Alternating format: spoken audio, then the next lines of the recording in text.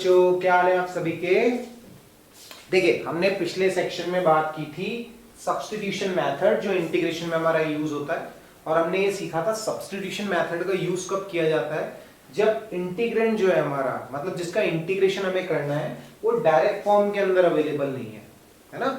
और हमने देखा था कि किस तरह से हम सब्स्टिट्यूशन मेथड अप्लाई कर सकते हैं। देखो, और कुछ चीजें मैं आपको बताने वाला हूं जो बड़ी इंपॉर्टेंट है, तो चीजों को ध्यान से समझते जाना। देखो, जैसे मान लो मैं आपसे कहूं मेरे को इसका इंटीग्रेशन करना है, integration of sine 2x plus 3 dx, इसका मेरे को इंटीग्रेशन करना है। अब आप बात समझो, हमने किसका इंटीग्रेशन सीखा, साइन x का इंटीग्रेशन सीखा, लेकिन ये तो क्या है, साइन 2x प्लस 3 है। अब इसको कैसे इंटीग्रेट करें, देखो एक बार मैं आपको लंबे मेथड से समझाता हूं, फिर हमें ट्रिक इस्तेमाल करनी है इसके अंदर भी, वो भी मैं आपको सिखाऊंगा, तो समझो चीजों को। मैं यहां सब्स्टिट्यूशन मेथड का यूज करता हूं। देखो कैसे, मैं क्या करता हूं, ये 2x प्लस 3 जो है इसको t मान लेता हूं। 2x प्लस 3 को मैंने क्या मान लिया, t मान लिया। अब इसको मैं डिफरेंशिएट करता हूं। देखो डिफरेंशिएट करूंगा x के रेस्पेक्ट में, कैसे लिखूंगा, dt बाई dx, ये आएगा हमारा 2, x का x के रेस्पेक्ट में 1, 3 का 0 हो जाएगा, तो dt आ जाएगा हमारे पास 2 dx। तो अगर आप ध्यान से देखोगे तो ये हो जाएगा साइन 2x प्लस 3 की जगह तो मैंने t मान ही लिया, 2x प्लस 3 की जगह क्या हो गया, t। अब बचा क्या है, dx बचा है। मैं चाहता हूं ये पूरा का पूरा t के अंदर चेंज हो जाए, तो dx की वैल्यू मैं क्या पुटअप कर सकता हूं, देखो यहां से dx की वैल्यू आप निकालो, तो dx की वैल्यू क्या होगी, dt बाई 2 होगी, तो dx की वैल्यू पुटअप कर देते हैं dt बाई 2। तो अगर आप देखेंगे तो ये हो जाएगा 1/2 integration of sine t dt। अब तो ये डायरेक्ट फॉर्म के अंदर आ गया, तो डायरेक्ट फॉर्म के अंदर आ गया तो इसका इंटीग्रेशन देखो मैं कैसे लिखूंगा, 1/2 साइन t का क्या होता है, minus cos t plus c। t की वैल्यू मैं पुट अप कर देता हूं, ये हो जाएगा cos 2x plus 3 plus c। ये हमारा इंटीग्रेशन हो गया साइन 2x प्लस 3 का।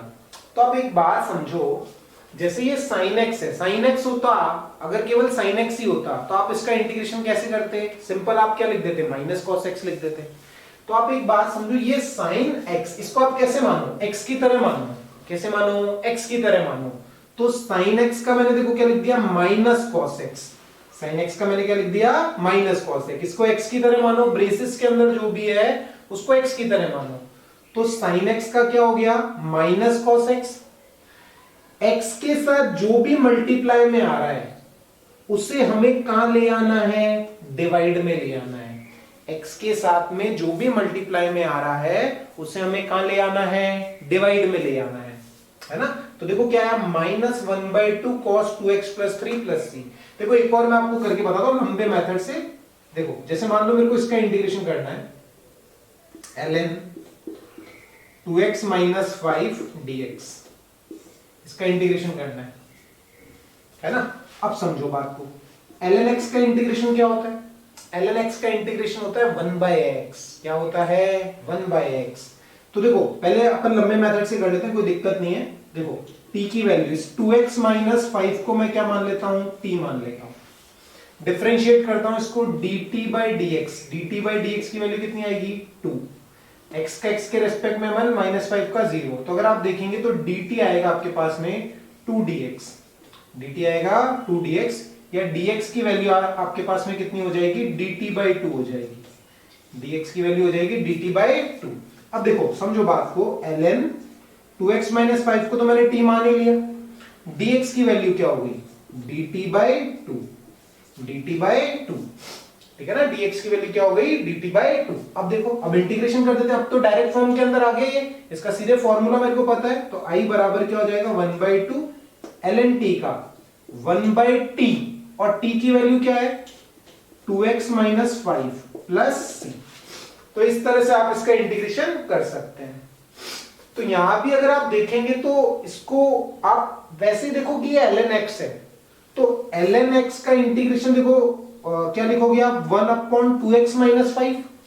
ln x का इंटीग्रेशन क्या लिखोगे आप, 1/2x माइनस 5। और देखो x के साथ जो भी मल्टीप्लाई में आ रहा है, इंटीग्रेशन के रिजल्ट में वही चीज कहां पे आ रही है, डिवाइड में आ रही है। इंटीग्रेशन के रिजल्ट में वही चीज क्या आ रही है, डिवाइड में आ रही है। यहां भी देखो जब हमने sin 2x प्लस 3 का इंटीग्रेशन किया तो रिजल्ट हमारा आया माइनस कॉस 2x प्लस 3, और x के साथ जो भी मल्टीप्लाई में आ रहा था इंटीग्रेशन के रिजल्ट में वो कहां गया, डिवाइड में आ गया। यही हमारी ट्रिक है बेसिकली, है ना। तो जब इस तरह के फंक्शंस का जो लीनियर फंक्शन है x के अंदर, उनका जब आप इस तरह से इंटीग्रेशन कर रहे हैं तो आपको ध्यान सिर्फ यही रखना है कि x के साथ जो भी मल्टीप्लाई में आएगा इंटीग्रेशन के रिजल्ट में वो कहां जाएगा, डिवाइड में। अगर आपको दिख रहा है sin 2x प्लस 3 या sin 2x माइनस 4 या sin 3x माइनस 2, कुछ भी, देखो एक शॉर्ट से करते हैं, शॉर्ट मेथड से करते हैं। मान लो मेरे को किसका इंटीग्रेशन करना है, इसका करना है, cos 3x प्लस 4 dx। अच्छा बताओ cos x का इंटीग्रेशन क्या होता है? अगर केवल cos x होता तो उसका इंटीग्रेशन हम लिखते हैं sin x। इसका इंटीग्रेशन sin x ही लिखो आप, ब्रेसिस के अंदर जो भी है उसको x की तरह मानो। तो cos x का इंटीग्रेशन क्या लिखूंगा मैं, sin x।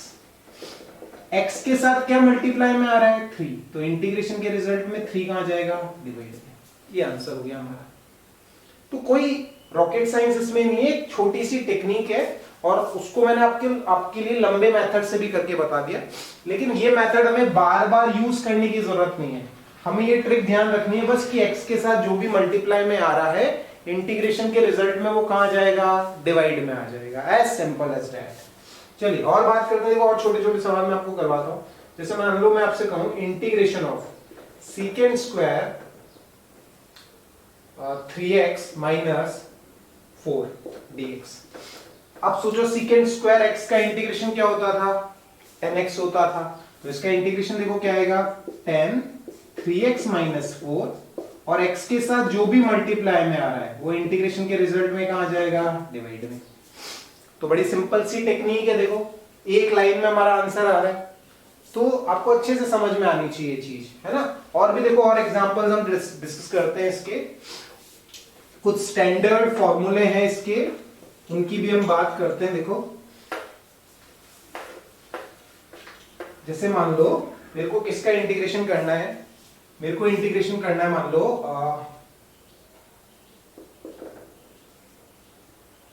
Sine square x का इंटीग्रेशन करना है मेरे को, है ना। मेरे को किसका इंटीग्रेशन करना है, साइन स्क्वायर एक्स का, ठीक है।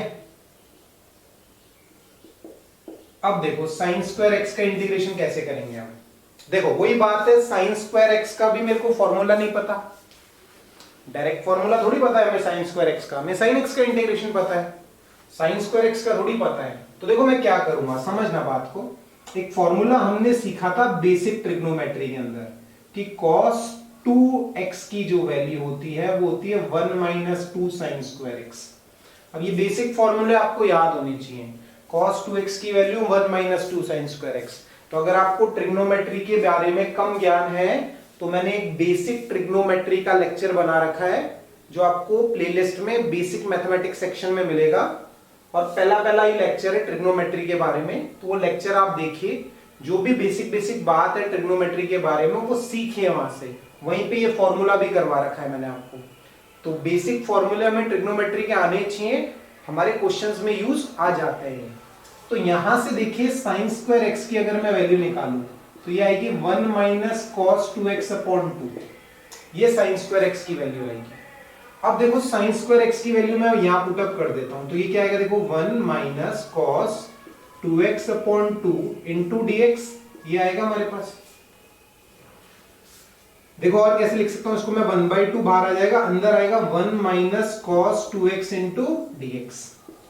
क्या लिखा जा सकता है इसको, 1/2 integration of dx minus 1/2 integration of cos 2x dx, ऐसे लिख सकता हूं। देखिए समझिए बात को अच्छे से। तो देखो i की वैल्यू देखो क्या आती है हमारा सॉल्व करने पे 1/2। अच्छा यहां कुछ नहीं है मतलब 1 है, 1 का इंटीग्रेशन क्या हो जाएगा, x, 1 का इंटीग्रेशन हो गया x, ये माइनस 1/2। अच्छा cos 2x का सीखा हमने इंटीग्रेशन निकालना, cos 2x का सोचो इंटीग्रेशन क्या हो जाएगा, cos 2x का इंटीग्रेशन हो जाएगा sin 2x, और x के साथ जो भी मल्टीप्लाई में है इंटीग्रेशन के रिजल्ट में कहां जाएगा, डिवाइड में। तो सॉल्व करने पे हमारा रिजल्ट होगा x/2 minus sign 2x upon 4, ये रिजल्ट हो गया हमारा, है ना। तो एक बहुत ही इंपॉर्टेंट फॉर्मूला है साइन स्क्वायर एक्स का इंटीग्रेशन। 11वीं के अंदर भी काम आएगा और 12वीं के अंदर भी काम आएगा। तो फॉर्मूला ध्यान रखना है आपको cos 2x का, और एक जो स्टैंडर्ड प्रोसेस है साइन स्क्वायर एक्स की इंटीग्रेशन करने का वो भी आपको ध्यान रखना है। देखो और कुछ सवाल करते हैं। जैसे मान लो मैं आपसे बोलूं कि cos स्क्वायर एक्स का इंटीग्रेशन करो, cos स्क्वायर एक्स का इंटीग्रेशन करो। अब देखो इसी फॉर्मूले से हम cos 2x की वैल्यू लिखते हैं 2 cos square x minus 1, 2 cos square x minus 1। Sine square x को हम लिख देते हैं 1 माइनस cos स्क्वायर एक्स।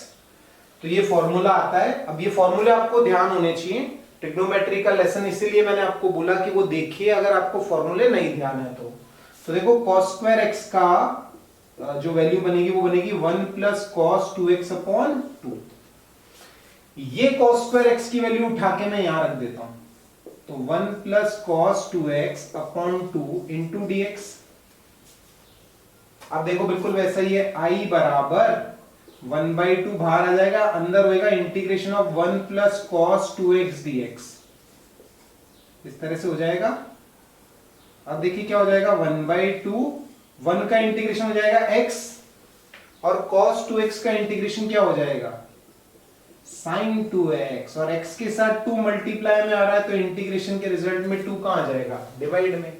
तो सॉल्व करने पे यहां रिजल्ट आ जाएगा x/2 plus sin 2x upon 4। ये स्टैंडर्ड तरीके हैं sin स्क्वायर x और cos स्क्वायर x को डिफरेंशिएट करने के। तो ये तरीके आपको ध्यान रखने हैं, है ना।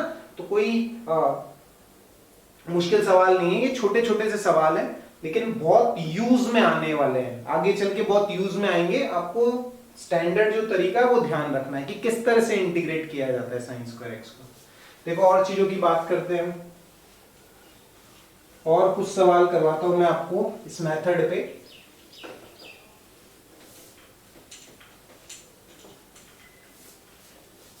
जैसे मान लो मैं आपको बोलूं कि i की जो वैल्यू आपको दे रखी है इसका इंटीग्रेशन करना है आपको। मान लीजिए इंटीग्रेशन ऑफ 2x प्लस 3 की पावर 4 dx, इसका इंटीग्रेशन करना है 2x प्लस 3 की पावर 4 dx। अगर आप ध्यान से देखेंगे तो ये कौन सी फॉर्म हमें दिख रही है, x की पावर n वाली फॉर्म दिख रही है। कौन सी फॉर्म दिख रही है, x की पावर n वाली। तो क्या करेंगे समझो, x की पावर n कैसे करूंगा, देखो समझो बात को, मैं ऐसे करूंगा इसको, 2x प्लस 3 की पावर 4 प्लस 1 अपॉन 4 प्लस 1, और x के साथ जो भी मल्टीप्लाई में आ रहा है वो इंटीग्रेशन के रिजल्ट में कहां जाएगा, डिवाइड में। ये हमारा आंसर हो गया। जैसे आप कर रहे थे sin 2x प्लस 3 या cos 2x प्लस 3 का इंटीग्रेशन, वैसे ही 2x प्लस 3 की पावर 4 को आप कैसे मानो कि ये एक तरह से x की पावर n वाला फॉर्मूला है। बेसिस के अंदर जो भी है उसको x की तरह मानो, तो फॉर्मूला लगा दिया x की power n plus 1 upon n plus 1, और x के साथ जो भी मल्टीप्लाई में आ रहा है उसे इंटीग्रेशन के रिजल्ट में डिवाइड में लिया है।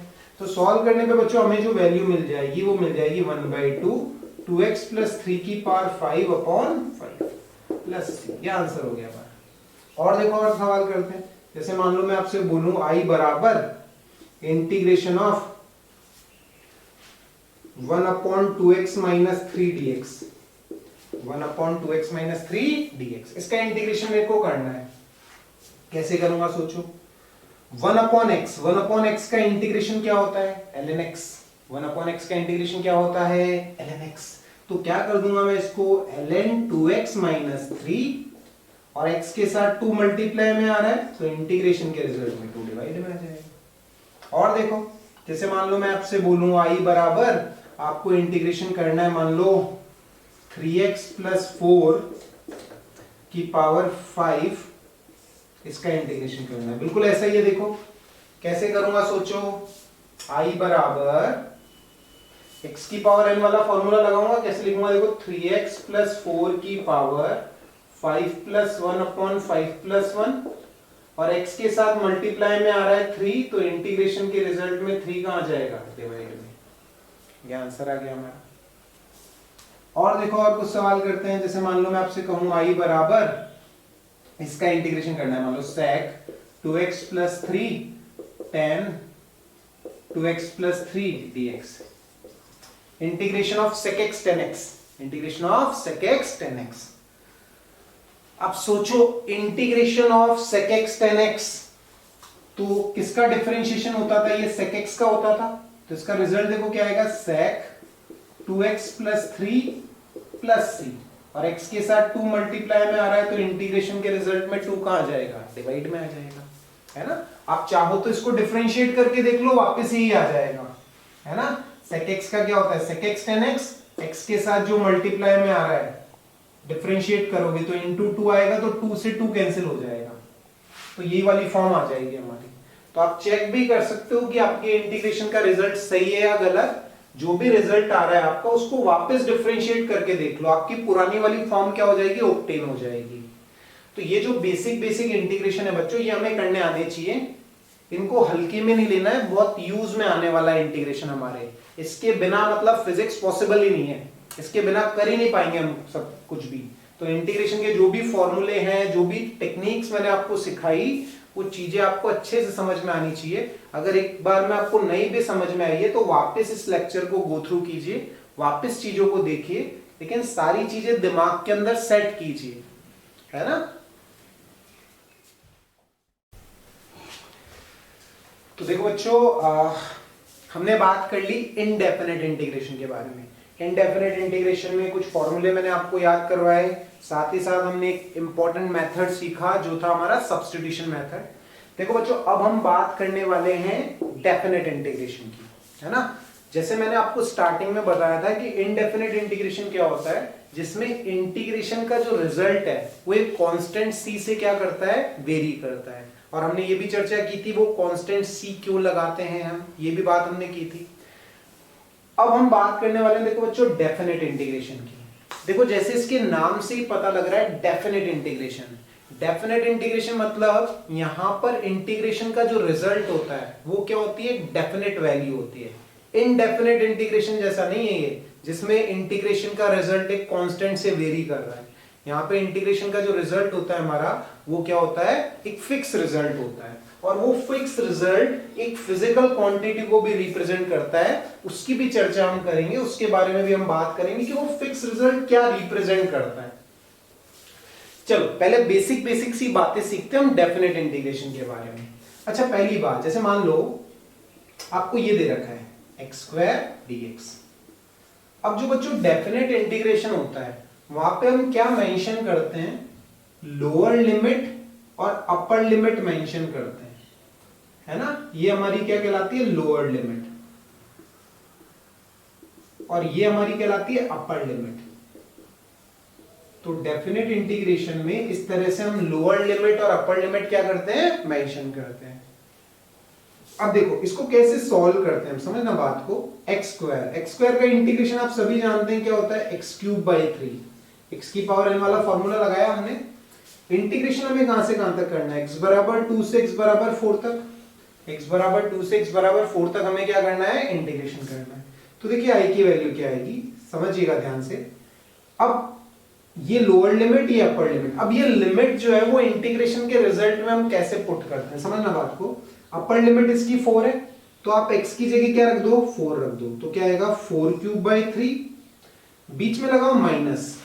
फिर लोअर लिमिट क्या है? 2, तो x की जगह क्या लिखो? 2, तो 2³ 3। तो क्या आएगा? देखो ये आएगा आपके पास 64/3 माइनस 8/3। तो इंटीग्रेशन का रिजल्ट आ गया हमारा 56/3। तो देखो यही चीज मैंने आपको बताई थी कि डेफिनेट इंटीग्रेशन में इंटीग्रेशन का जो रिजल्ट होता है वो एक फिक्स्ड वैल्यू होती है। यहाँ पे इंटीग्रेशन का रिजल्ट किसी कांस्टेंट से वेरी नहीं कर रहा, है ना। देखो और बात करते हैं, जैसे मान लो मैं आपसे कहूं इसकी वैल्यू पता करो, integration of sin x dx 0 to π/2, 0 to π/2। देखो कैसे करेंगे? i बराबर इंटीग्रेशन ऑफ sin x क्या होता है? Minus cos x। लिमिट क्या है? 0 से π/2।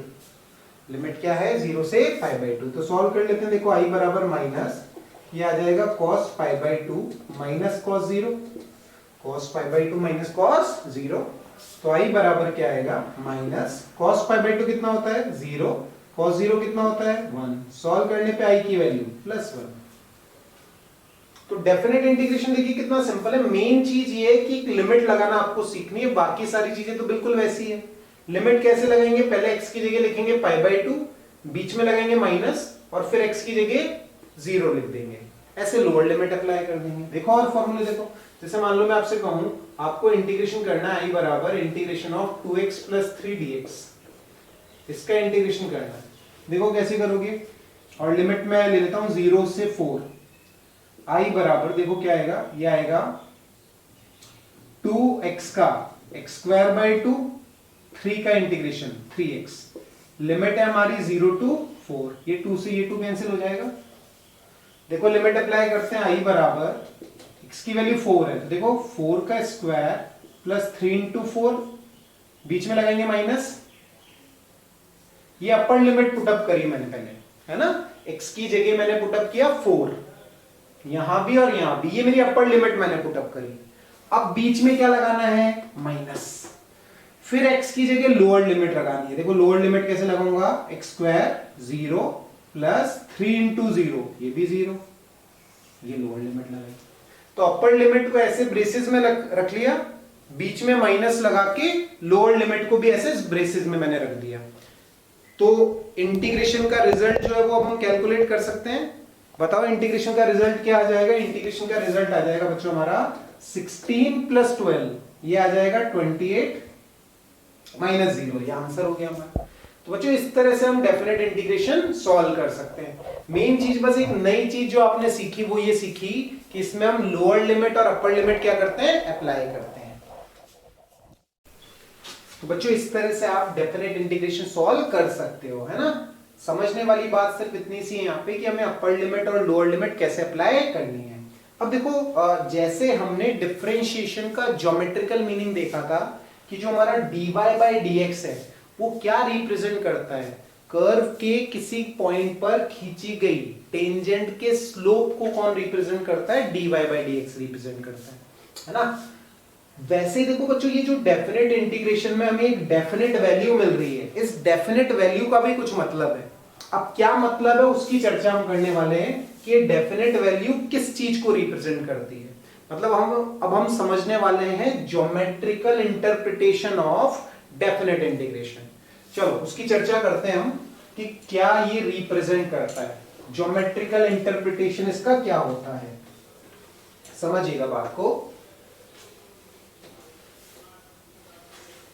देखो जैसे मान लो हमारे पास क्या है,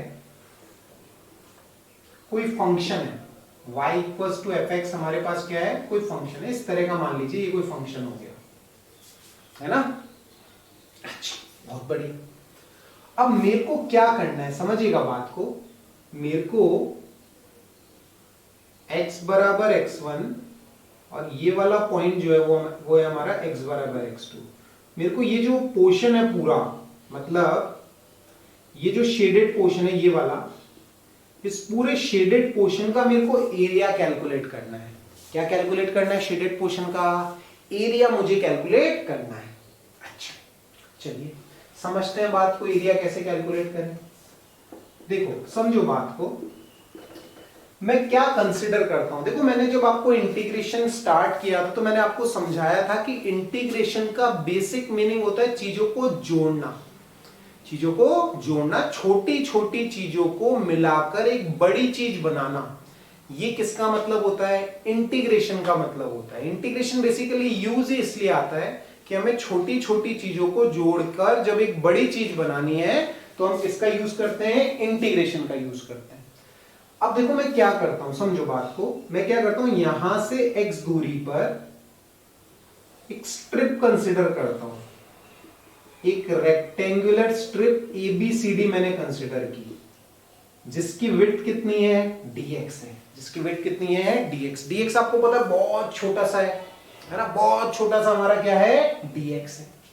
चलिए तो यहां से x दूरी पर एक छोटा सा dx मैंने क्या किया, कंसिडर किया। अच्छा इस स्ट्रिप की जो विड्थ होगी वो तो हो गई dx, और ये जो लेंथ होगी, लेंथ वो किसके बराबर होगी, y के बराबर होगी। लेंथ किसके बराबर होगी, y के। इस x के कॉरेस्पॉन्डिंग कुछ ना कुछ y होगा, तो ये हमारा क्या हो गया, y हो गया। ये हमारा क्या हो गया, y हो गया।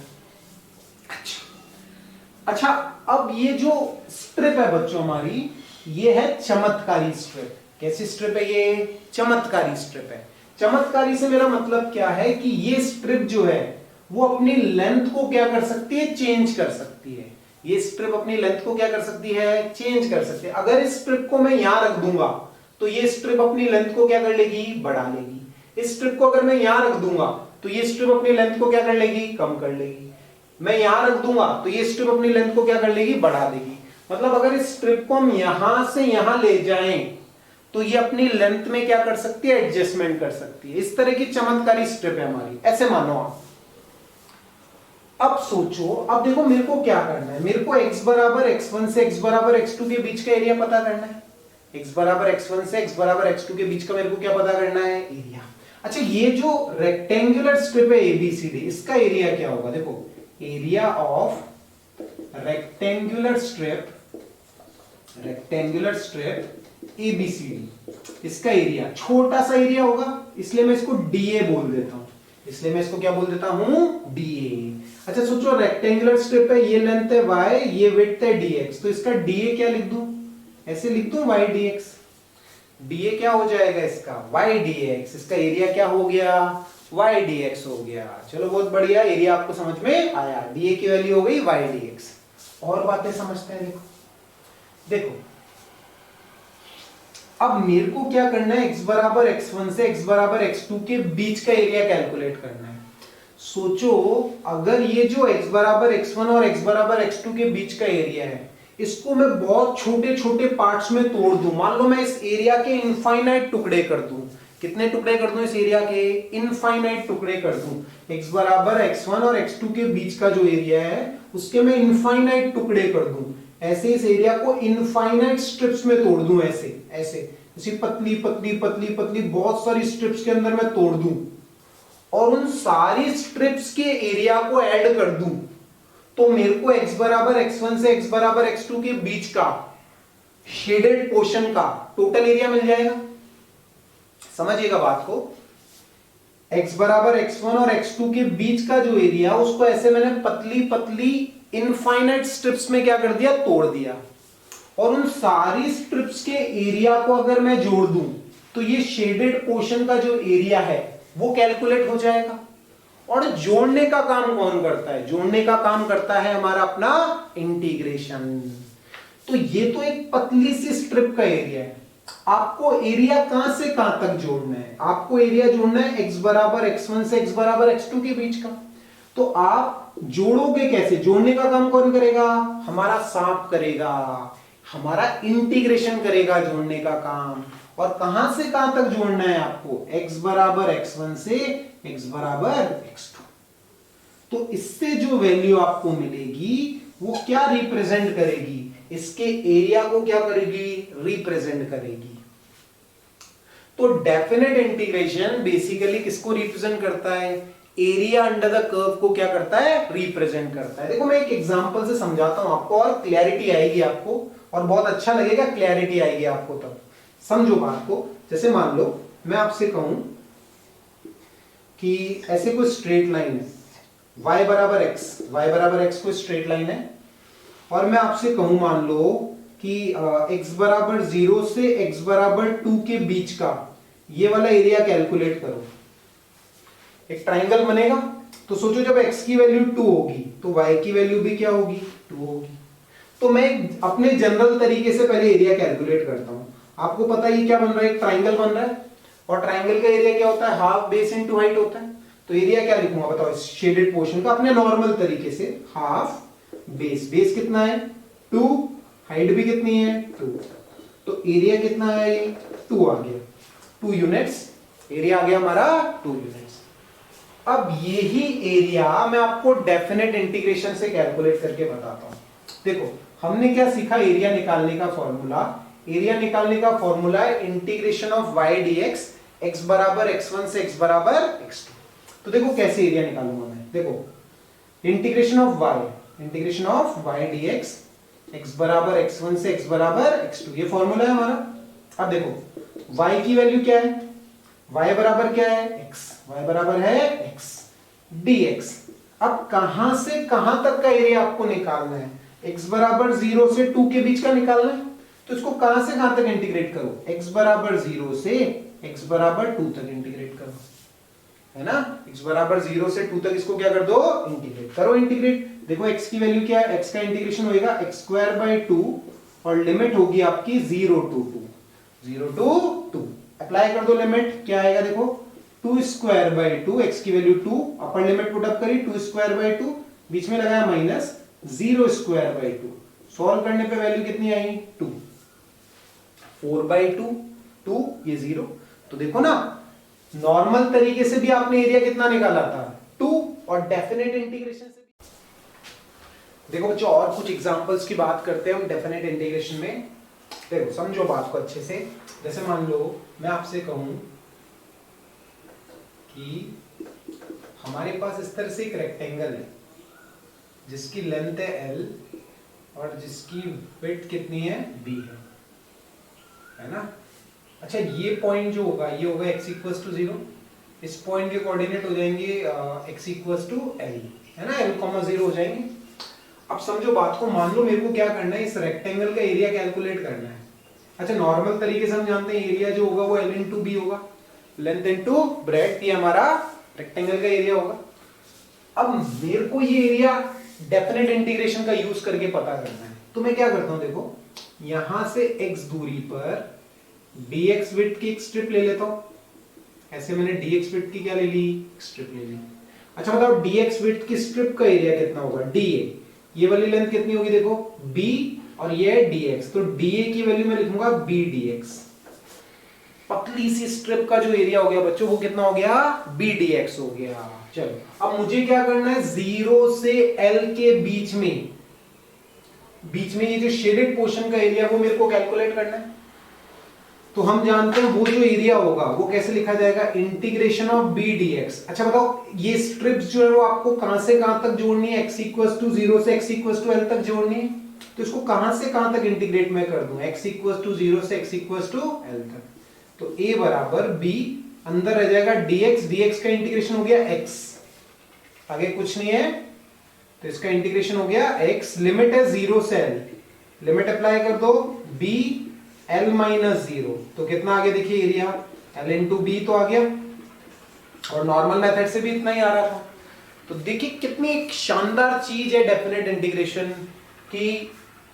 अगर आपको एरिया पता करना है तो सीधे आप डेफिनेट इंटीग्रेशन का यूज कर सकते हैं, है ना? तो कई बार बहुत कॉम्प्लेक्स कर्व्स हो जाते हैं। जैसे एक बात समझो, जैसे मान लो मैं आपको कहूं कर्व है y बराबर x स्क्वायर।